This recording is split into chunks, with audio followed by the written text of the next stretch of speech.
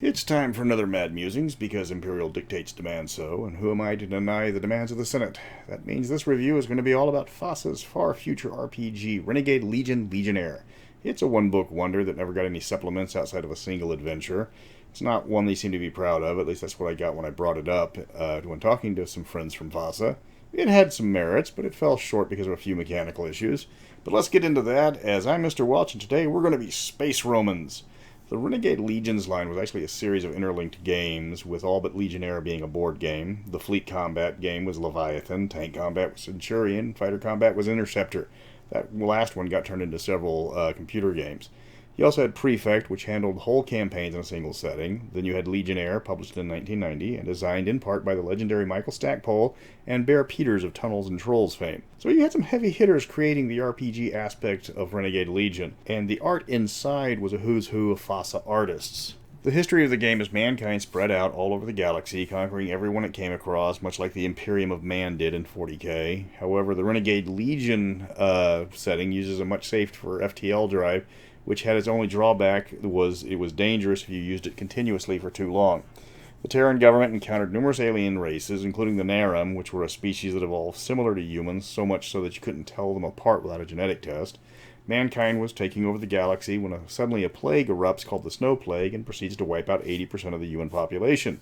Cue the alien reprisal. Humanity is then conquered by two alien races, the Kesrith and the Sora. The aliens quickly conquer most of human space except for a few worlds, and when those worlds tried to fight back after centuries of being isolated, the humans were quickly crushed. Humanity was reduced to chattel slavery. A human militia general was allowed by Sora to put on air shows to entertain the human slaves, but the secret discovery of what was called VLCA, the humans had a secret weapon. VLCA was instantaneous FTL communication compared to the hour-long delay their other technology suffered from. So while the aliens were still using the outdated communications, the humans could instantly warn other rebels of reprisals or oncoming forces. The humans used this technology to outmaneuver their captors until they emerged victorious. During the course of the revolution, the military begins to model itself after the Roman legions to give the rebellion something to attach itself to, and what better army to mimic than the most successful human army in history? Fast forward a bit, and a corrupt space Caesar blows up the Senate and takes power for himself, becomes a total tyrant, so many of the legions revolt and fly off and join the Commonwealth, the last free human government that was under the control of Tog, the Terran overlord government. That's where the setting is focused, on the war zone between the two governments. The Tog is massive, yet incompetent, and the Commonwealth is small, but superior in quality. Throw in the Renegade Legions that bolster the Commonwealth's army, as well as give the game its name, and the stage is set.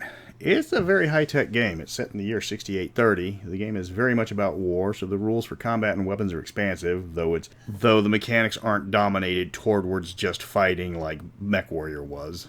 The standard weapon is the versatile Omni Rifle, which is a flechette weapon, which changes the purpose of the weapon based on how you load the magazine. It can serve as a long-range single-shot sniper rifle, up-close rapid-fire assault rifle, or even a shotgun, all with the same weapon. You've also got lasers and slug throwers as standard weapons. Because of these centuries of plague and slavery, mankind isn't as advanced as you think it would be that far in the future.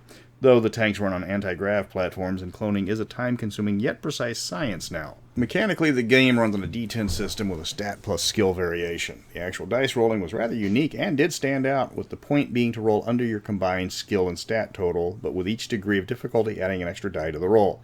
So your average roll is 2d10.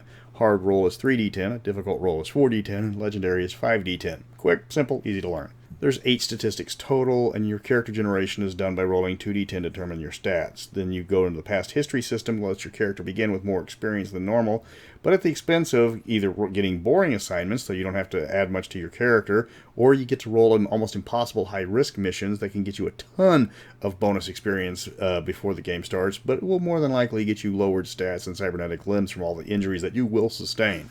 The game is very much a combat-oriented adventure system, almost as much as RPGs that are just flat-out war simulators. For being operatives, the game does present them a host of rules on fighters and tanks that they can get their hands on.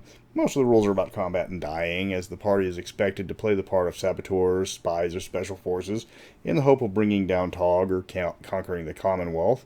There's multiple races available, but the mechanics of them are fairly balanced, and the only drawbacks are in-game due to the inherent racism of the Tog government. Now, judging from that, it sounds like a decent game, but there is one flaw in the mechanics that have to be changed for the game to proceed because it's a game breaker. The armor rules are just too good. Most games, armor subtracts from damage, but in Legionnaire, the armor divides the damage. So if you've got an armor rating of 6 and take a hit from a strength 12 weapon, you take 2 points of damage. To scale that, without armor, the average soldier is dead in 2 shots because death is when your constitution hits an equal negative value. So if you have an average con of 10, you're dead at negative 10, and in 2 shots from a standard rifle, you're already at negative 24. Now with an armor of 6, you're dead after 10 shots. See the problem? The best armor is level 12, and guess which armor the players are going to run after immediately. Not all armor is level 12, but the players will grab the heaviest armor they can get away with, because why wouldn't you? If heavy marine armor can shrug off an anti-tank missile and you only take 4 points of damage, why wouldn't you take it? In-game it causes combat to become a drag because it takes forever to kill anybody. The armor is just way too good. Legionnaire never really caught on. Part of it can be blamed on the armor rules, but that can be fixed with a house rule. Interceptor was a rather popular board game, and Centurion wasn't badly received either, but it's easy to ignore the background of a game when you just want to fly around and shoot down fighters or blow up tanks. In Legionnaire, there's a lot of background you got to process, especially with who is loyal to who, the multiple ranks and social levels of the new Roman Empire, and what's acceptable in a formal setting. It's a lot to take in for a role-playing game, and a lot of players don't want to devote to a game where social prestige is just as important as stat as agility. Getting a copy of this isn't hard at all. It's about $20 to $30 online for a decent copy. The only module, Test Drake runs another $10. You can get everything for the RPG for under $50, including a catch-all sourcebook detailing the sector the game is set in. It's not a game that's in demand. It's well put together, and the art inside is, like I said, a who's who of FASA artists. But if you want to get it just for the art, that's up to you. So that concludes Renegade Legion Legionnaire. It had promise. It was a unique setting in a time where the distant future RPGs weren't that common. It was especially welcome because the early 90s were known for being grim and dark and not much else, and this one was anything but that. It's a nice idea, but not engaging enough for most audiences. Next time around, I'm going to talk about the third R. Talsorian game to grace this channel, as well as the third steampunk game, Castle Falkenstein. So let's hope this one can get steampunk right. So until next time, Pedis inter quos non placet ludus.